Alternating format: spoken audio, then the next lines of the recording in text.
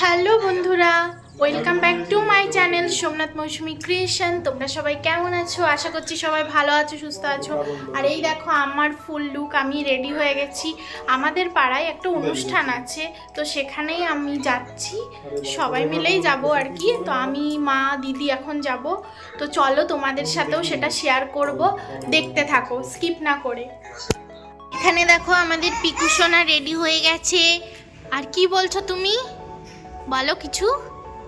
কি জানো ও একটা বলছিল, এক্ষুনি তো ডিগবাজি খেয়ে যেতি। হ্যাঁ, দেখেছো? সাহস দেখো, ওর সাহসটা দেখো।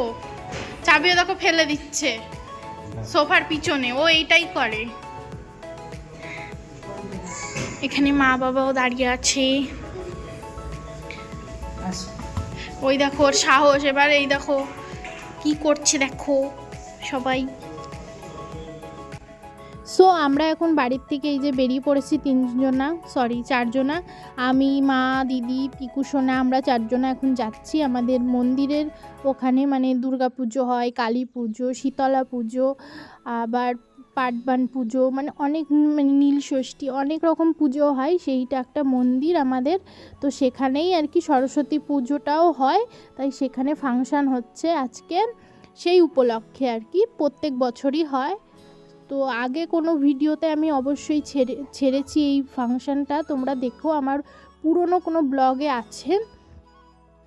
আর এই দেখো মা, দিদি এখানে দাঁড়িয়ে আছে, আর আমরা এখন ফাংশানের ওখানে গিয়ে বসবো। ওখানে চট পেতে দিয়েছে, এই দেখো এখানে চট পেতে দিয়েছে, আর লাইন করে দিয়েছে, একপাশে ছেলে একপাশে মেয়ে। কিন্তু আমাদের পাড়ায় সবাই যেহেতু আমরা একত্রে, তাই এখানে বেশিরভাগ মেয়েই আছে, আর ছেলেগুলো দাঁড়িয়ে আছে, ছেলেগুলো ওপাশে কিছু আছে।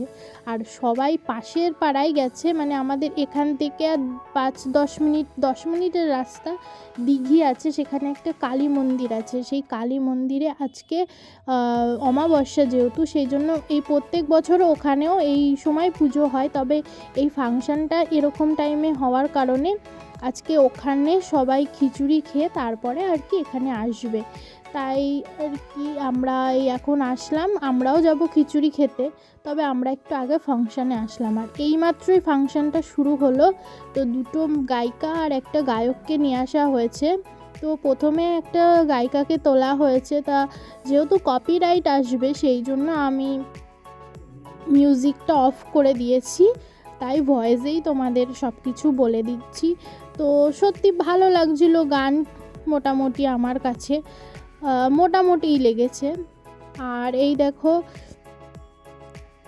এইদিকে হলো সবাই বসে আছে। তো এই যে অনেকেই আছে এখানে। আর আমরা যখন এসেছিলাম তখন একটু হালকা ভিড় ছিল, তো এখন অনেকটাই ভিড় হয়েছে। আর পেছনেও মানে সবাই দাঁড়িয়ে দাঁড়িয়ে বেশিরভাগ মানুষ দেখছে, তো বসার থেকে না এখন না সবাই দাঁড়িয়ে দেখতেই বেশি পছন্দ করে। আর যদি চেয়ার থাকে তবে এতগুলো মানুষের তো চেয়ার দেওয়া সম্ভব না, তাই সেই জন্যই কিছু মানুষ বসে আছে আর কেউ কেউ দাঁড়িয়ে আছে, মানে ম্যাক্সিমাম অর্ধেকের বেশি মানুষই দাঁড়িয়ে রয়েছে।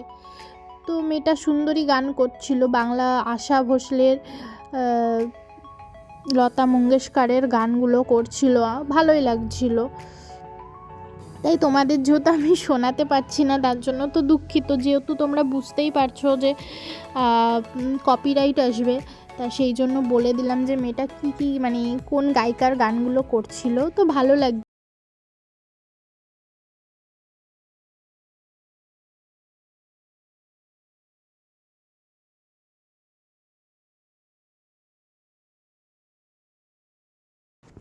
তারপরে এই দেখো আমার বরমশাই চলে এসছে, আর আমি বললাম চলো মাকে কটা বাদাম কিনে দিই। মা বসে আছে ওখানে, তা মাকে বাদামগুলো দিয়ে তো আমি আর আমার বরমশাই চলে যাচ্ছি খিচুড়ি খেতে ওই দিঘির পাড়ে। তো সেখানেই আর কি আমি আর আমার বরমশাই চলে যাচ্ছি। তো প্রায় চলেই এসছি, এই যে গেট, আর এই পাশে হলো দিঘি। এখানে প্রচুর মাছ চাষ হয় কিন্তু এই দিঘির জলে, সেগুলো আবার বিক্রি করা হয় লোক দিয়ে ধরিয়ে নিয়ে। তো আর এই দেখো আমরা এখানে এখন বসে পড়েছি, আমি আর আমার বর। তারপরে এই দেখো খিচুড়ি তরকারি দিয়ে গেল। আর প্রত্যেক বছরের মতো এবারের খিচুড়িটাও খুব সুন্দর হয়েছে। তো আমরা এখন এসে খিচুড়ি খাচ্ছি, কিন্তু অনেকটাই জানো রাত হয়ে গেছে, তাই ফাঁকাই ছিল। আর আমরা এখন খেয়ে দিয়ে বেরিয়েও পড়বো। আর এখন প্রায় 10:30 বাজতে চলছে। আর আমরা খাওয়া হয়ে গেছে, এবার আমরা বেরিয়েও পড়েছি ওখান থেকে।